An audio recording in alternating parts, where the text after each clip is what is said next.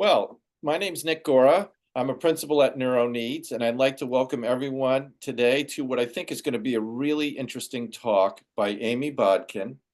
It's Behavior, Bridging the Communication Gap. So without further ado, Amy Bodkin, tell us a little about yourself and why you chose this topic. Yeah. So thanks for having me. My name is Amy Bodkin.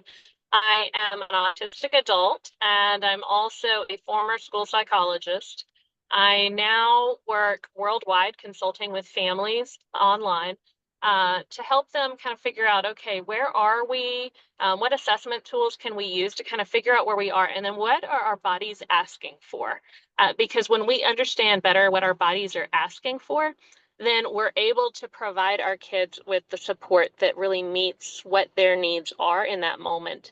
And coming at this from a perspective of someone who is autistic, someone who was a school psychologist, so has all of that additional training, and then also being a parent of two autistic children myself, it gives me a little bit of a unique insight that a lot of people don't have.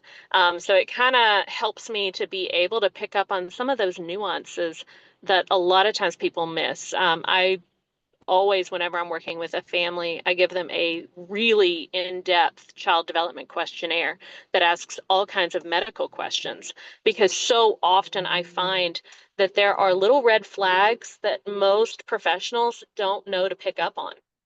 Little things like, bleeding gums can be inflammation, and inflammation can get worse when we are anxious or when we have an uncaught medical issue.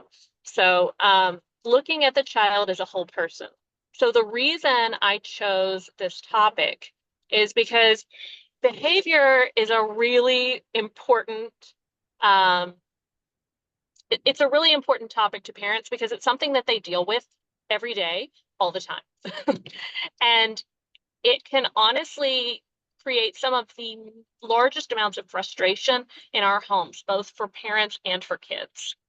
But No when doubt. we think about behavior, a lot of times what we're thinking about when it comes to behavior is, well, I've got this behavior problem. So how do I fix it? What's wrong? What am I doing wrong? What do I need to do?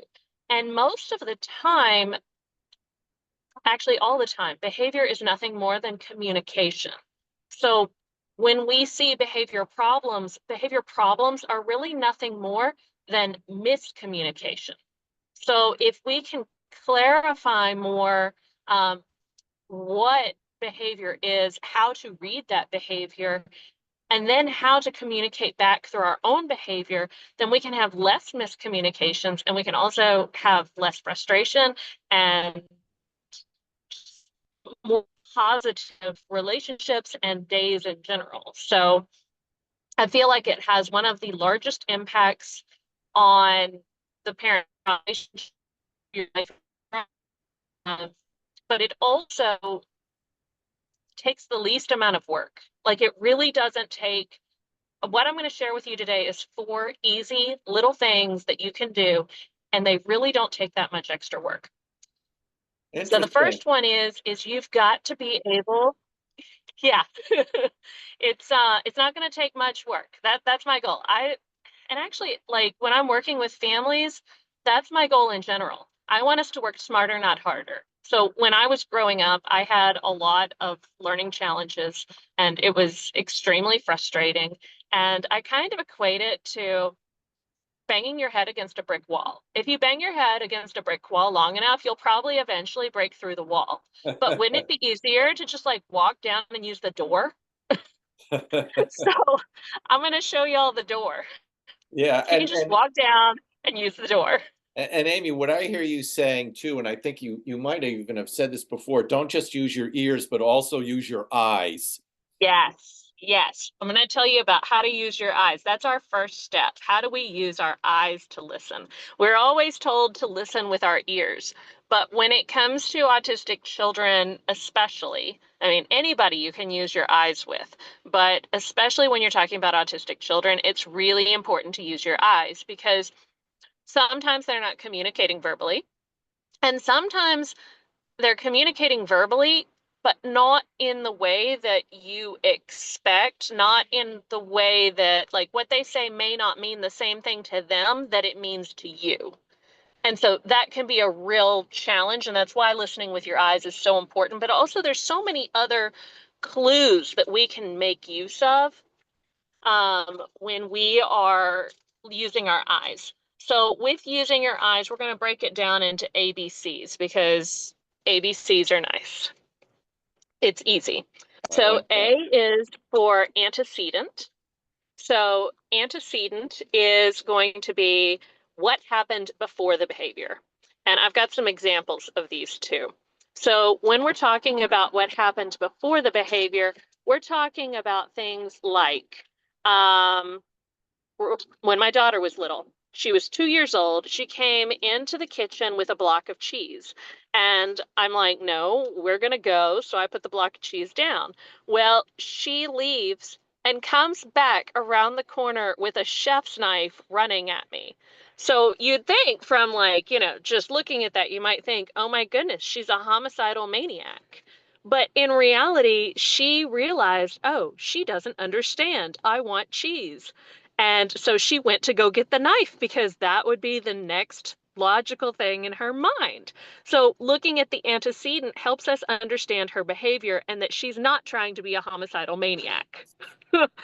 But we can also look at the behavior itself. So that's what's actually happening in the moment. That's probably what you're going to notice most, and it's probably what you're going to be the most clear on. It's what happened before and after that tend to be the big clues.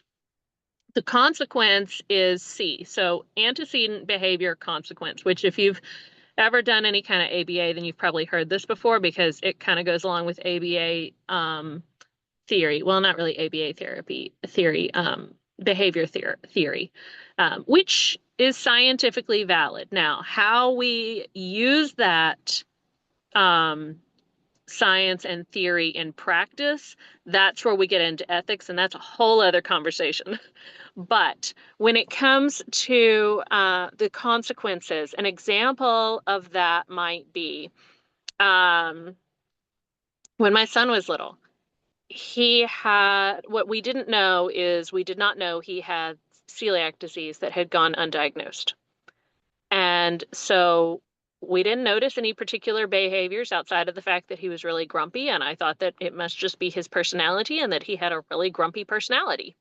But the consequence, though, is that he ended up becoming like in a failure to thrive state. And so that consequence told me something's going on. So that behavior that I knocked off as being, okay, he's just a grumpy kid, turned out to be a sign, but I didn't know it until we got to the consequence. So looking at your antecedent behavior consequence, that can kind of help you key into what could this be saying? Because it's not always what you think it is. Even with me, I went to school and studied, I specialized in behavioral psychology. And I completely missed it multiple times with both of my kids. So even with the training, you can still miss those things. So just using your eyes to pay attention to what happened before, what's happening, and then what happens afterwards. So Amy, the one Hmm. case, your daughter brings in the cheese, brings in Hmm. the knife because she wants to cut the cheese. She misses the cue, like you can't have it. Your Right. son, he's grumpy. You miss the cue that Hmm. something's going on. You think, okay, this is just a personality trait. Right. Exactly. So, Hmm. okay, so what next? So next, we're going to go switch gears to a different tool that you can make use of, because the first tool is just kind of bringing awareness and trying to think about what could this mean. Got it. So the second tool that you can use, this one's setting the stage. Because if you want to have good communication with someone, let's think about a relationship. Marriage is a great example. You want to have a good relationship with your spouse. What do you got to do? You got to put in time, right? And it's got to be positive time, not negative. So what we're going to do is we're going to spend some time every single day, like 5 to 15 minutes with your kid, And we're going to use what I call drip. And drip is we describe, we reflect, we imitate, and we praise. So, what does that look like, though? So, it means that we're getting down on their level. We're spending time doing what they want to do. We're playing with them, but we're not telling them what to do. We're not directing the play. We're not asking them any questions. We're putting no demands on them at all. And all we're doing is, oh, wow, I really like that picture you're drawing. Or, oh, you're using the blue crayon. You know what? I like that blue crayon. I'm going to use a blue crayon too. That's imitation. Imitation's the highest form of compliment. Wow, you're doing such a nice job. I can see the care that you're taking in making this picture look really great. You know, everybody loves it when somebody can sit with them in their space with what they love and just notice what they're doing and what they're excited about and what they are passionate about. So when we do that with kids, we are kind of filling up their love banks. I know that was popular in some pop psychology books for a bit, but the important thing to remember is that when we're talking about positives and negatives, for every one negative a child gets, they need at least 4 to 7 positives to offset that one negative. And so, as you can see, like kids get a lot of demands placed on them. Brush your teeth, go to the bathroom, make your bed, get your breakfast. You're going to be late. You need to hurry. Let's go out the door. Um, and then, if they go to school, then they get to school and they're like, okay, I've now got to go sit down and do morning work. Oh, I'm late. Now I got to do something else. Or go stand in line. You've got to ask permission to go to the bathroom. You didn't ask permission and now you're in trouble. There's, so many demands that are placed on a kid's life. And when we really think about it, are they getting as many positives as they need? Most of the time, no. And so I think that's something that's really important to remember. So taking some of that time to have that time where they know, every day I'm getting to sit down and the demands are shut off. Unless, of course, something really dangerous happens, in which case then yes, you have to be the parent. But but we can shut that down for just like 5 to 15 minutes and to reconnect and to bond and to build that positive relationship. You know, That's I think critical. that's really critical, and I've worked in a field where what you're talking about is relationship building. Yes. Because once you have that understanding and that relationship, navigating negative situations is all the more easier. Exactly. Exactly. You have to have the foundation. And that's why, to me, that's the second step, because you've got to lay that foundation. I like to get people listening with their eyes first, because then they start to notice what's going on in different situations. But that second step is really building a solid foundation, because people really don't care how much you know or what you want until they know how much you care.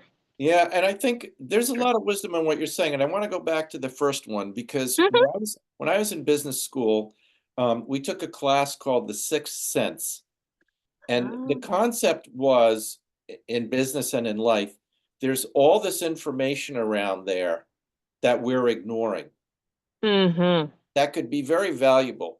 And I think what you said about using your eyes and watching how the person you're interacting with is behaving is so important on a daily basis. Mm-hmm. Yeah. That says a lot that we don't become aware of and kind of ignore, and then we go on the words and we miss a lot of what's going on because kids don't always articulate Exactly. what they're feeling. They tend to act Mhm. it out more, to your point. Yes. Yes. And there's a quote from Jane Eyre where she talks about how kids they might be able to process their own feelings, but even if they can manage that, they cannot express verbally what that is. And the thing is that with kids, we're still working on basic brain development. And Right. so there's limits to what we're capable of. There are things that I can express now as an adult that I could not express as a child about my experiences in childhood. because I had to be able to process through it and then to verbally express it. Yeah. And so I think sometimes we forget that kids don't have fully developed brains and what that actually means. Yeah, I think So, that's so important for all our viewers or listeners that mm, that watching your kids on a daily basis and observing them can teach you so much about them absolutely. and help you take in and better understand them. And really, when you have those good and bad moments, really get a deeper and better understanding. I mean, I think that point that you raised, I didn't learn that till much later in life. I Like, know. the cat was way out of the bag for me by the time I got this, but for our younger listeners and young parents and even people who wanna be parents who aren't there yet, Hmm. or people just in relationships, Yes. this is a huge, huge skill that most Yes. people are not aware of. Exactly. And then I've got a third step. There's four of them. So my third step is thinking about our expectations because expectations can kill just about anything. We all will have our own expectations of life, and then we're disappointed when things don't go according to our expectations. Or we're in a relationship with someone and they're not meeting our expectations. And so that creates this negative feeling, which then causes problems. It's the same case with children, but our expectations are usually what we call rules. So we need to think about what our expectations are and really like think through and process that and make sure that we are choosing the best expectations we can. Because there's several things we got to keep in mind. First of all, you cannot remember and enforce more than about 3 to 5 rules, period. Like that's about the limit. They've studied this, and that's about the limit of what people can remember and consistently enforce. And if you can't consistently enforce it, there is no point in making more rules because if you can't consistently enforce it, then why should you follow them? And if a child can't remember more than 3 to 5 rules, how are they supposed to remember to do it in the first place? So, got to keep our expectations to a level that we can actually do. So, that's the first one. We only want 3 to 5 rules. Personally, I can't do more than three because Yeah, if it gets more than three, I can't remember them. yeah, I'm I with know you. this about myself. Mhm. I'm with you. I mean, it's Yeah, your head's spinning, and then you create failure. When you create failure, you damage relationships and that. confidence. Yes, we want to make rules be a positive experience, something that helps us to be able to grow and to find confidence in being able to interact with others. When it becomes a negative, it creates this negative cycle of like blame and shame and that I'm not good enough. And we don't want to do that because that's going to put us in down a completely different path than we want to go. And if you're already down that path, there are things we can do to work out of that path. So if you've come to this late in the game, it's okay. We can undo some of that. We can find our way back to that path. Um, so if you go with 3 to 5 rules, next thing you need to do, they need to be positively stated. And I'm not saying this strictly because, well, we want everything to be positive and rainbows and unicorns. The reason I'm saying this is because that if you tell kids what to do, you don't have to tell them what all not to do. And they're very creative. So if I make the rule of we sit in our chairs on our bottoms, then I don't have to make the rule we do not stand in our chairs. We do not cartwheel off our chairs. We do not stand on our heads in our chairs. I mean, I could keep going. Yeah, exactly. So that's why the positively stated, because we're telling kids what to do. And quite honestly, most of the time they want to know what to do. And sometimes when they don't follow rules, it's because they don't know what to do. They just know what not to do. And so it's kind of like navigating this minefield of, well, they told me not to do this, so I'm going to do this.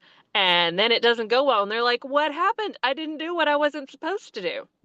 And if we don't set clear expectations, like if they don't know what the rules are, that's also like walking through a minefield. So when my kids were small, we had 3 rules in our house and we would go over them every day. because I needed to remind them and me what the rules were. They needed to be able to tell me what the rules are. Because if they don't remember them, it's really not fair for me to come in and get on to them about breaking the rules when they can't remember what they were in the first place. And when they were little, our rules were very simple and positively stated. It was, let's see, it was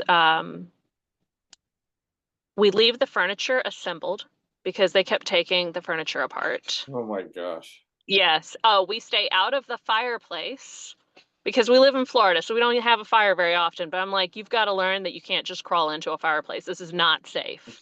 Um, and I can't remember what the third one was right off the bat, but they were very simple, concrete rules. That's the third thing. They need to be concrete, something where you can see, where we can all know, oh, you broke the rule. It's not a matter of opinion. Um, and also, it's not focused on something that you can't see. Uh, if we make a rule, you can't have a bad attitude. That's really objective. Different people are going to see that differently. This needs to be something where we can go, okay, yes, that's against the rule, or no, that's not. Um, it's also really important with rules. Well, you can have some more abstract rules, but those usually come when kids are a little bit older and they're used as teaching opportunities. So our rules now are a lot more abstract than they used to be. We still have three rules. They're just different than they were when they were little. They eventually quit taking apart the furniture and crawling in the fireplace. So we got to move on. And you have to pick the ones that are most important to you because you only get three. So you got to really think what's really important to me and what can I make a non-issue by changing something in the environment. So instead of telling them not to get into this closet, why don't I just lock the door? Then I don't have to make a rule of it. Yeah. Um, but with the abstract ones, like now they're teenagers and they can tell you, you ask them what their rules are, they know what they are. It is we are kind, we are truthful, and we do our work. Those things are more abstract, but they're used as teaching moments. So when something happens and someone's not kind, I'm like, hey, was that kind? I don't think that was kind because this is how it came off to the other person. What can we do to fix that, to make that better? And so it becomes a partnership where we're having the conversation, we're talking it out, and we're talking about, what can we do to make things better? Um, the reason we have those three is partially I'm telling them how to be successful in my home. And to be successful in my home, no matter who you are, you really need to not lie to me because I don't take it very well. I'm still really mad about the ninth grade biology textbook that drew a picture of the protein pump in a cell wall. We don't have protein pumps in our cell walls. It's a trait of the cell wall itself. There's no actual little purple blob there, and it really irritated me. I feel like that's like that relates back to some of my autism. Like I really don't like being lied to, and I know this. And so when I'm making rules for my family and my household, I'm telling them this is how you get along in this house. This is how you survive. I'm giving you tips to make life better. Being kind, that's another thing. I'm really sensitive to people being unkind to other people. I mean, you don't become a school psychologist without being sensitive to some of those kinds of things. It's why we go into helping professions. um, so those were two really important ones to me. But somebody else might have very different ones due to their personalities, things that they find more triggering. But you got to really think about your environment and what is most important because you only get 3 to 5. I And think I I think remember the third. I remember the third rule from when they were little. It was we go outside with an adult. I get what you're saying, and I think it's good in the sense it gives a framework Yes. and it causes them to be a little bit resourceful. And I'm thinking about teenagers.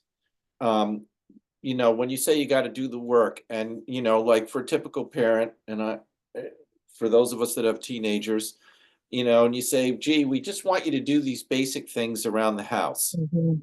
and they Mhm. don't do them. Right. And you Right. wind up telling them every day, you have to set the table, remember. You have to do this, remember. Mhm. It feels like, what can I get away with? Right? Yes, but most of the time it goes back to executive functioning. Most of the time. Not always. When we have problems with being able to be successful with rules, the next question we have to ask, and that's outside the scope of what we're doing today because that's a whole other rabbit trail. But what I will tell you though is that a lot of times when kids aren't being successful with their rules, it's because either they're not clear enough, which sometimes that's the case. Um, and again, the ones I told you for teenagers, like we're using pretty abstract, non-concrete rules at this point, but that's because we've reached a point where that works for us. Um, but also, it depends on their executive functioning. So, depending on your autistic children are lacking in executive functioning skills, so are ADHD kids. And actually, quite honestly, executive functioning skills don't really come online till much later. And sometimes they don't even ever come online at all. I mean, out of the 12 major executive functioning skills, I feel like I have three, but I make those three work for me. So when we're thinking about those kinds of things, depending on the skills you have will depend on what works for you. So my mother, when I was little, always wanted me to clean my room, and she'd get so frustrated with me because I couldn't clean my Exactly. room. Yeah, this is very relatable. So I really wanted to be able to clean my room, but I could not manage it. And so one day when I was in fifth grade, I checked a book out of the library called How to Clean Your Room because I really wanted to. I just couldn't get it together. And what I learned from the book is that my mom was teaching me how to clean my room the way that she cleans, but it wasn't a way that worked for me.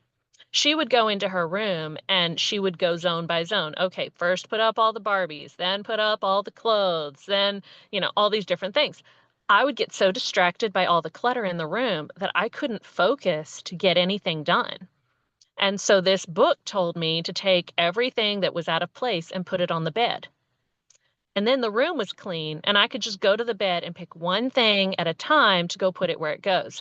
So, most of the time, when we're not being successful with rules, if we are making them concrete, positive, only a few, if we're doing all these things, most of the time, kids will be successful. When they're not, usually there's something else going on that we've missed, usually executive functioning.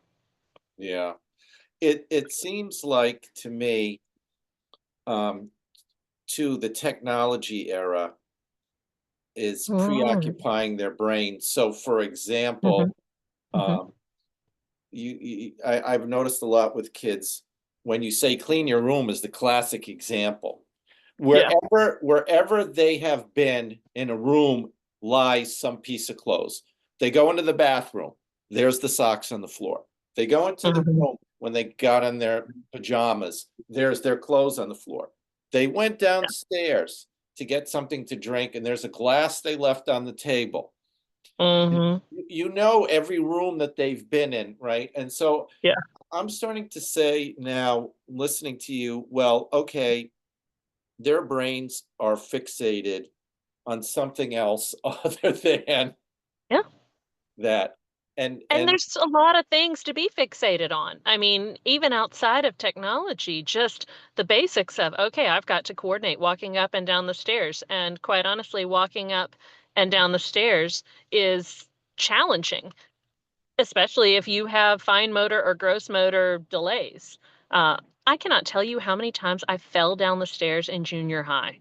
Like so many times. Like basic stuff that we're used to coordinating because we have a fully developed brain, but are not as easy. Oh, especially once puberty hits. Oh my goodness gracious. It's like their brain has gone on vacation. exactly. So Amy, this is really fascinating because, so let's say I observe this, Hmm. and I say to my child, "Gee, what are you thinking about right now?" And he says, "Well, I don't know. I'm wondering how fast this car goes." And I say, Yes. oh, that's great. I get it. Now, my expectation is to somehow wean in. Are you aware that you've left clothes lying around in every room that you've been in? And one of our three rules is to Mm-hmm. keep the house as neat as we can Mm-hmm. because clutter makes me crazy. Right. And I get that because that also drives me crazy. So, So, so the interaction is, yes, I understand that rule. And then they go in and they get a cookie and they leave the wrapper on the table in the kitchen. And I'm trying to figure out now how to bridge right. this. Bridge that I think gap. I think that's the struggle for parents, right? Because Oh, yeah. we come across as, okay, I don't really care about how fast the car can go. Do you realize that we have this rule and you have left now clothing everywhere in complete disregard of this rule, right? Mhm. Not the way to go. Right. Right. So But, when we're, go ahead. but this is what I'm thinking. Okay. I say, hey, Sam, what's our three rules in our house? Mm-hmm. Right? And one of them's Mm-hmm. clean. And you know what? I have observed that there's stuff lying all over this house. Everywhere you go, Mm-hmm. you leave stuff lying around. How can we fix this? Mm-hmm. Mm-hmm.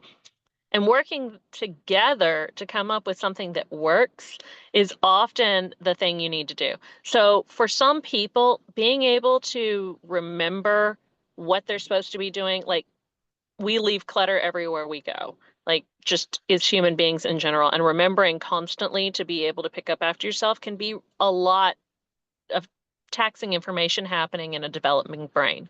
So like one way of solving that would be to go, you know what? We're going to set a little alarm that goes off every hour while we're awake. And when that alarm goes off, we all stop and pick up clutter for like 5 minutes. And maybe that's what's needed. It depends on the family, it depends on the person, and also on the kind of brain development that is happening at the time with the kid. And also with rules, we're teaching them to develop habits, but those habits take time. And You, they also take consistency. And that's why you can't do more than 3 to 5 rules, because if you're not consistent, the habit does not develop. And it takes longer to develop habits when you have no executive functioning skills. Just saying. So yeah.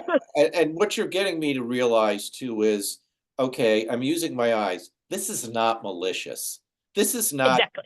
I'm going to irritate my parents by leaving everything lying around. So that kind of dials back my Right. anger and negative Hmm. situation Right. capabilities, right? It still Okay, irritates us because yeah, like we're people too. it And there irritates. are things that are going to trigger us. Yeah, but okay, I need to work on them developing a better skill set here. I need to be more Uh, patient, and maybe with that patience, I'll get better results.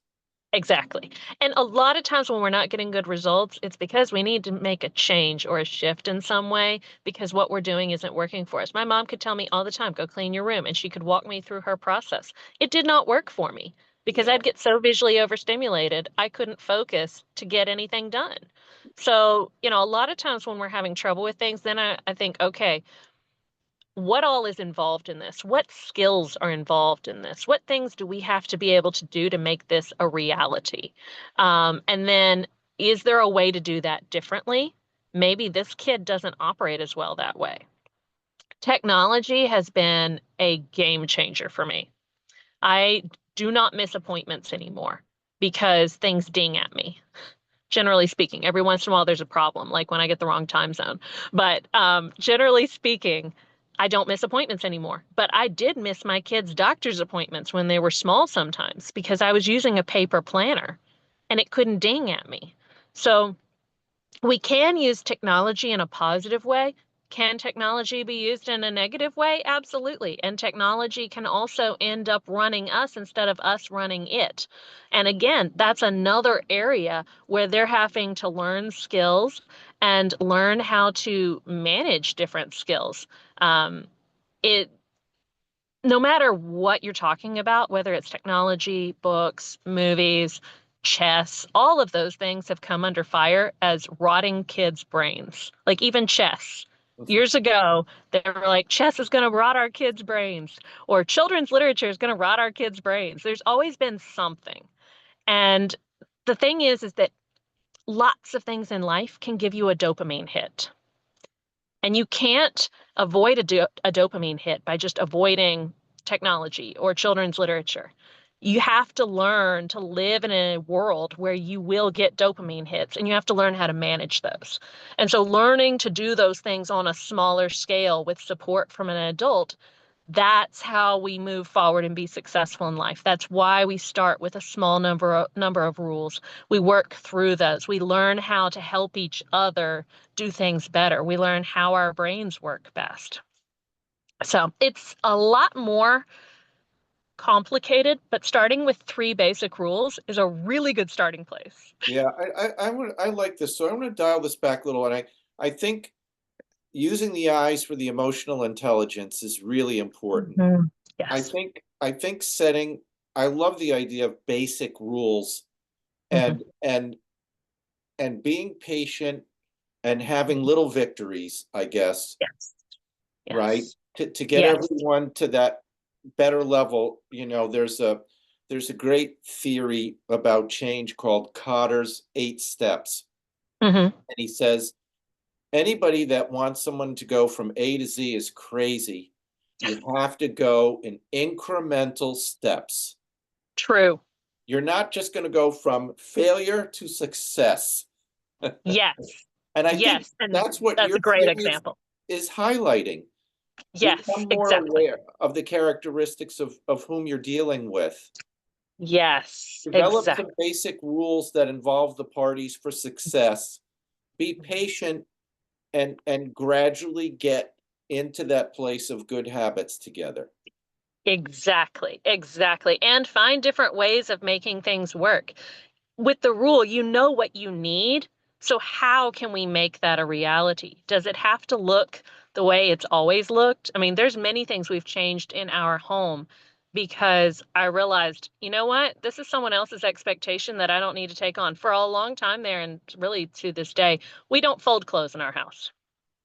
We don't. We put them in the clean clothes laundry basket, and we put the dirty ones in the dirty clothes laundry basket. We keep it simple, and we buy clothes accordingly so that it will work with that system. Yeah. Um, there, Wow. there are lots of different ways we can change our homes and our lives to fit us, the people in the home. I think that's an outstanding point. The one final piece I want to talk about, and I think it's a my generation piece, is that old parental hierarchy mentality. I'm Hmm. the parent, I'm the boss.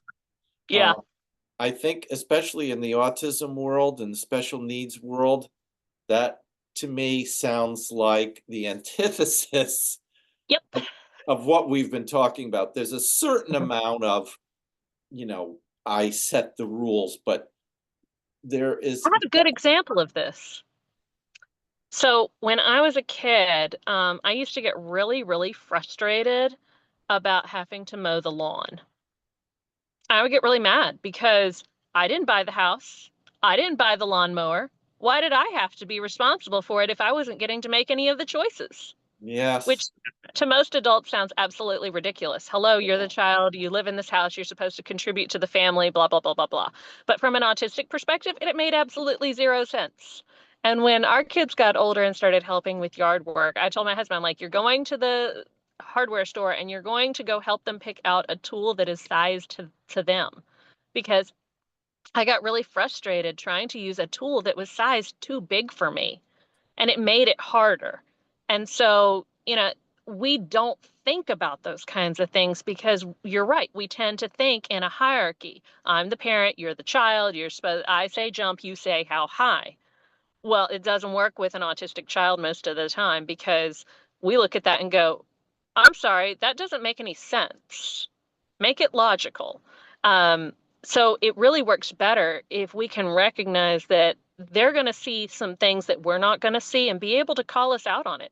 And we're going to see things they aren't able to see and call them out on it and create more of a partnership where we can help each other because they are the experts on their bodies and how their brains work.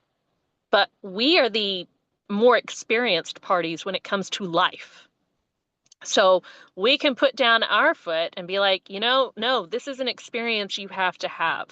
Um, my son has been invited to compete in a music competition. He doesn't want to do it. He's afraid. He's like, I'm not going to be good enough. I'm like, you have to do this because you have to start learning how to try and earn scholarship money because quite honestly, like we're not made of money. If you want to do something else in life, you're going to have to work at it. And so there are those moments where, you kind of have to say, look, this is something we have to do. But you know what? I'm going to support you in that. I'm going to listen to what you have to say. We're going to, go through your concerns and we're going to take them seriously and we're going to accommodate you where we can. So, Right on. especially with teenagers. Yeah. Teenagers can smell authenticity a mile away. And if you're trying to, level up and be like the dominant force, the head of the hierarchy, they can smell it. And they know that, sometimes we're trying to puff up our chest a little bit more and think that, all right, we got this. No, they can tell. And so it's much better if we can come from a place of authenticity and work as a team, but recognize that we have different experiences and different expertises that we can combine together. When my kids were small, they were complete opposites in some ways. One learned to read by the time he was 2, the other one learned to read at 9.5.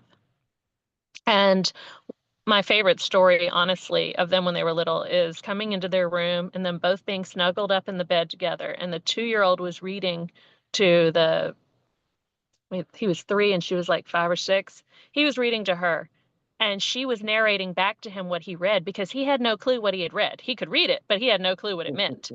And so, one of the things we've talked about a lot is how in families, we all have strengths and weaknesses, and we bring those strengths and weaknesses to the table and we help each other. Like that's why we have families, because it's no fun living life by ourselves. It's more enjoyable when we can do it together with others and partner together and help each other. And when we bring our strengths to the table, we're helping someone else overcome some of their weaknesses. And they're bringing their strengths and helping us overcome some of our weaknesses. So those things are all really important when we're talking about behavior and rules and bridging that communication gap. And this ties in actually to the last point that I had. The escalation cycle. We go in a cycle when we are escalating things, and that top peak is where that meltdown happens. So when things start to really accelerate, that's the point of no return. Like you're going through this cycle. You will have to go all the way through to de-escalation. There is no turning back at this point. You had your chance early on. It's past. Buckle up. We're in for a ride. And you cannot really help kids process through that until after they have reached recovery. Because even after the meltdown, they're so exhausted and emotionally spent that they just are not capable. And I don't have many meltdowns these days anymore, but I do have a few still. And there is one that has come to be known as Hurricane Amy in our house. And I was so frustrated, so overwhelmed. I was searching for heavy work and I ended up upending furniture that day. Like I was just so overdone. I had missed all the early cues. It was not pleasant. But my kids had watched me support them through meltdowns so many times that when that happened, my daughter sent me a text and said, I know you're upset and I want to help you, but I can't help you while you're loud. So I can come help you when you're quieter, which was a great way of expressing, I want to help you. I understand your feelings, but I have limitations too. And then once I finally processed through that meltdown, because once it starts, there's no stopping it. Everybody came back into the room and they're like, hey, let us help you clean this up. And then let's sit down, make a cup of tea. Let's talk about why you're frustrated. And then let's see what we can do to support you, because that's what families are for. Families are to support each other through the challenging things in life, to have your back.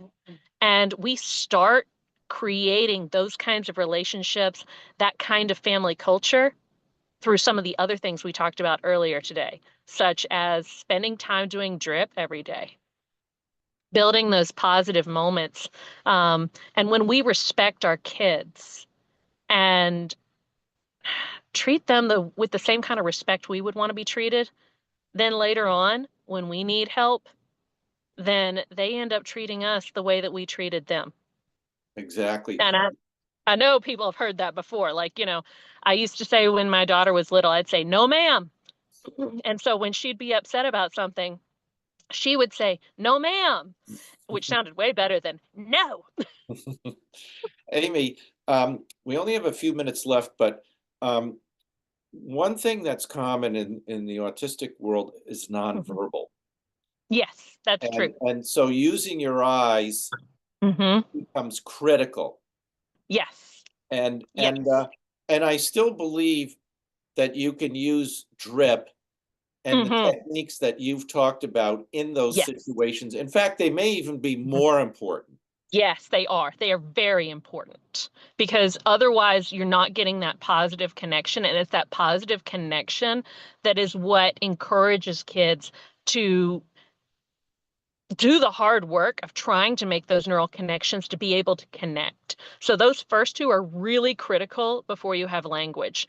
Rules, I did make rules before my kids had language and I would talk about it, but it was really more for me so that I set my expectations at a level that was reasonable. Yeah. And I was also teaching them through the consequences. Every time my daughter crawled into the fireplace, she went into the pack and play. So eventually she made the connection. Hey, you crawl into the fireplace, you go to the pack and play. I don't want that. I'm not going to do that. Yeah, and I don't know why, but the example that you gave about folding the clothes and Yeah, having the folded clothes basket really resonates with me because at the end of the day, like if that gets your kid to a good place, who cares if they don't yeah, follow the accepted way of doing things? exactly. Exactly. You are the king or the queen of your castle, and you get to call the rules. So if you don't want to do, like, if we want to leave off folding laundry, we leave off folding laundry. We use paper plates every night in our house because, quite honestly, I need the extra time. Yeah, So, find what works for you and do it. Nobody else is living your life, and you don't have to prepare your kids for life by, oh, well, they've got to fold clothes because they have to fold clothes when they grow up. No, they don't. yeah, And also dealing with meltdowns is also something that you can do when they're nonverbal because or non-speaking. All of these things are things you can do when they're non-speaking. It's less conversation and more communicating with your eyes and your behavior. That's where that becomes really critical. But how you treat your child when they're having a meltdown has a huge impact on how they feel yeah. and how they respond and how much they want to connect with you. So, all these things are relevant. The first two are really important, though, with non-speaking children, but the last two are also relevant. Just it's less conversation.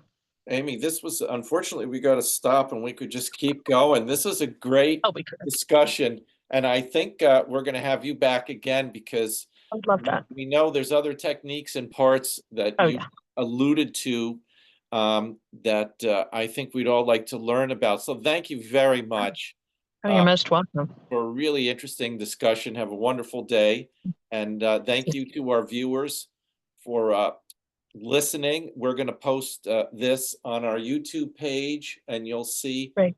pieces of this also on our Facebook page. And there'll be more to come with Amy. So everyone stay tuned, and thank you very much. Bye All now. right. Thank you so much. You got to take care. Bye, everyone. Bye.